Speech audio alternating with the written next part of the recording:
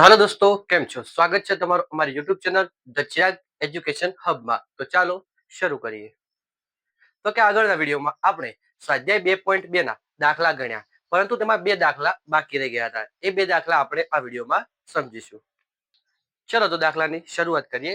તો વાત કરીએ દાખલા નંબર 4. તો ટી નો વર્ગ માઇનસ 15. હવે જો આ વસ્તુ સમજતા પહેલા તમારે એક વસ્તુ સમજવાની છે. કેવી? કે જ્યારે આવું સમીકરણ હોય કે a નો વર્ગ માઇનસ b નો વર્ગ, ત્યારે તેનો કેવી રીતે બને કે a minus b a plus b. જો આના ઉપર તૈયાર દાખલો થશે. કેવી રીતે? તો જો પહેલા તો આવો દાખલો આપેલો છે. તો જો હવે ટી નો વર્ગ માઇનસ 15, તો કેવું કરવાનું કે ટી નો વર્ગ માઇનસ 15 બરાબર 0. હવે જો 15 નું કોઈ વર્ગમૂળ નીકળતું નથી, એટલે આપણે શું કરશું? એક કામ કરશું કે ટી નો વર્ગ માઇનસ વર્ગમૂળમાં 15 નો વર્ગ કરી નાખશું. ઓકે, ટી નો વર્ગ માઇનસ વર્ગમૂળમાં 15 નો વર્ગ. હવે આને આવી રીતે અવયવ પાડી નાખવાના. જો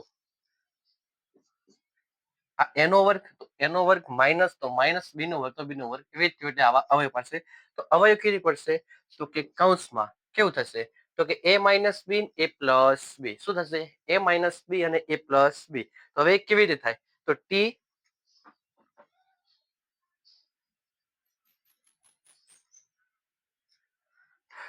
તો કેવું થાય?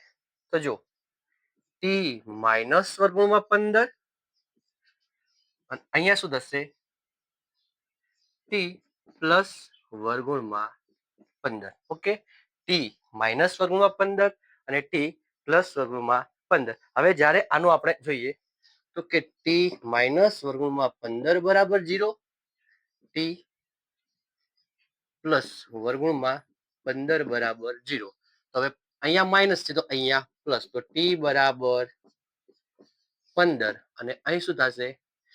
પ્લસ છે, તો અહીંયા માઇનસ, તો ટી બરાબર માઇનસ વર્ગમૂળમાં 15. તો આમ આપણને આ અવયવના શું મળ્યા? બે શૂન્યો મળ્યા. ફરી એકવાર કે ટી નો વર્ગ માઇનસ 15, તો હવે 0 કર્યા. તો હવે જો આનું વર્ગમૂળ કોઈ નીકળતું, એટલે આપણે વર્ગમાં 15 નો વર્ગ કર્યો. આવી રીતે એ બી ના સ્વરૂપમાં ગોઠવ્યા અને છેલ્લે આપણને અવયવના બે શૂન્યો મળ્યા. હવે આગળ આપણે જે કરતા હતા એને જ ફરી ચલો એ બી અને સી. ચલો એ બરાબર શું આવશે? એ બરાબર શું આવશે? બોલો, એ બરાબર શું આવે?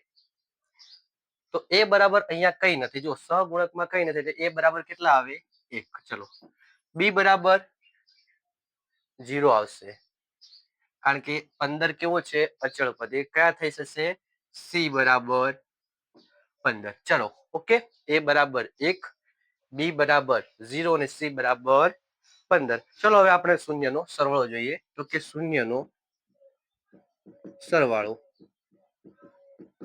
ચલો તો 15 પ્લસ માઇનસ 15, તો 15, સોરી અહીંયા જવાબ વર્ગમાં 15 છે, તો વર્ગમૂળમાં 15 માઇનસ, સોરી પ્લસ કૌંસમાં માઇનસ વર્ગમૂળમાં 15.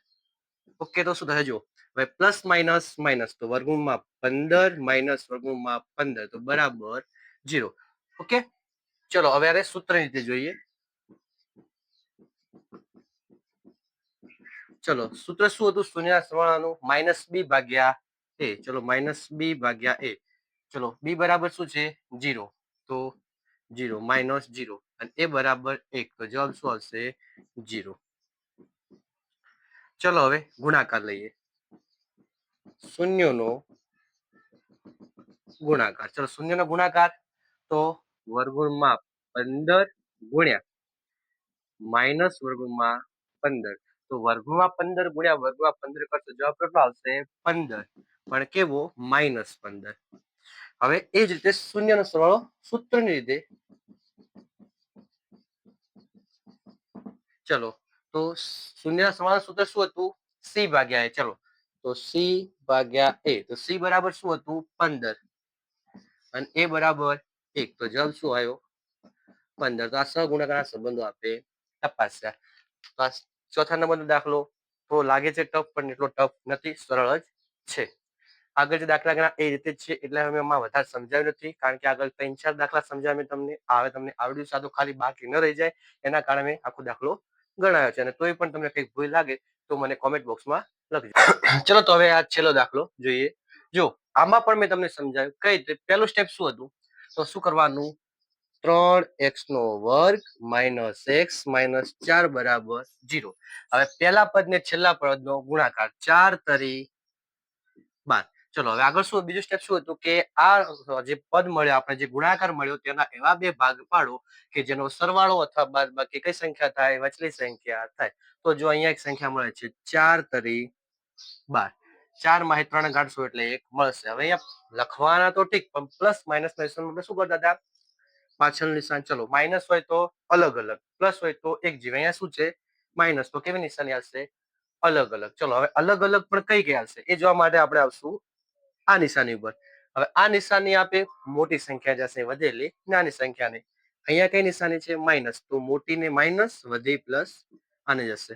ઓકે, ચલો તો લખીએ 3x² - 4x પ્લસ 3x - 4 બરાબર 0. જો -4 માંથી +3 કરો તો જવાબ -x આવશે. ચલો હવે આમાં સામાન્ય કાઢો. તો આમાં સામાન્ય શું નીકળતું જોશે? એક જ દેખાય છે x, તો x કોમન કાઢ્યા તો અહીંયા શું વધે? તો 3x માઇનસ, હવે અહીંયા x તો આવી ગયા, તો શું વધ્યું? 4 પ્લસ ના પ્લસ. હવે અહીંયા કઈ કોમન નથી નીકળતું એટલે 1. ચલો હતું એને એ 3x - 4.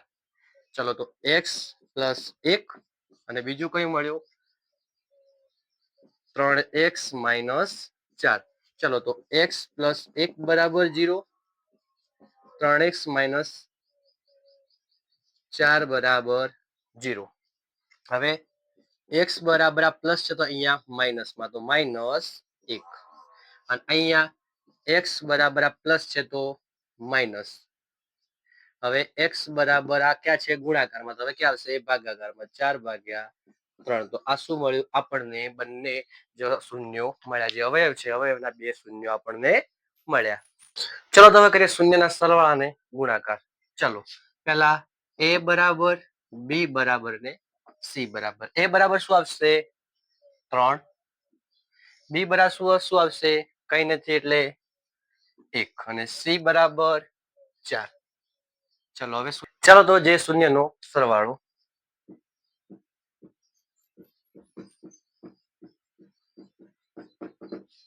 ચલો શૂન્યનો સરવાળો કરીએ તો 4/3 પ્લસ બીજું શું હતું? -1. ચલો કૌંસમાં -1. હવે પ્લસ માઇનસ માઇનસ, જો 4/3 -1.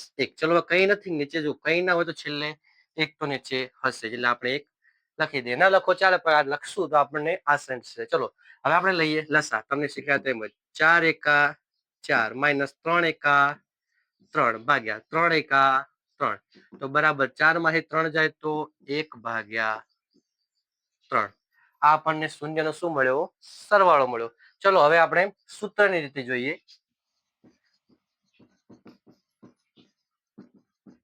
તો -b/a. ચલો માઇનસ b માં શું આવે? 1 અને a બરાબર 3. તો આ આપણને અહીં ડાયરેક્ટ જ શૂન્યનો સરવાળો મળી જાય છે અને સહસંબંધ પણ તપાસી જવાય છે. ચલો હવે આગળ જે શૂન્યનો ગુણાકાર. ચાલો હવે શૂન્યનો ગુણાકાર જોઈએ.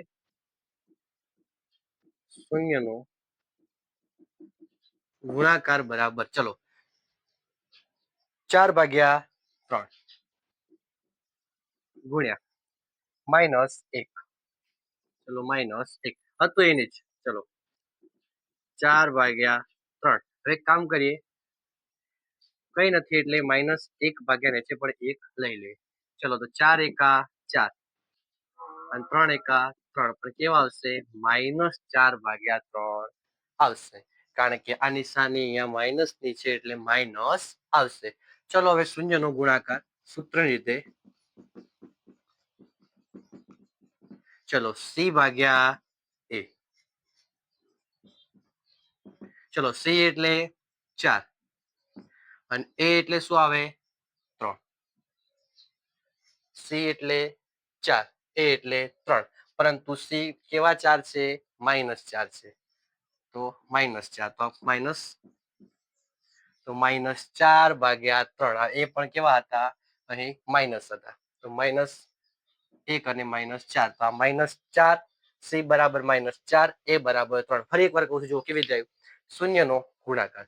તો 4 ભાગ્યા 3 અને બીજો શૂન્ય તો 1. ચલો એવું લીધું. પછી 4 ભાગ્યા 3 ગુણ્યા -1. કઈ નતું એટલે આપણે જે 1 મૂકી દીધો. અહીં ના હોય તો 1 તો હોય. પછી ગુણાકાર કર્યો. 4 એકા 4, 3 એકા 3, માઇનસ ના માઇનસ. હવે શૂન્યના ગુણાકારમાં સી ભાગ્યા એ. તો સી બરાબર કેવું આવે?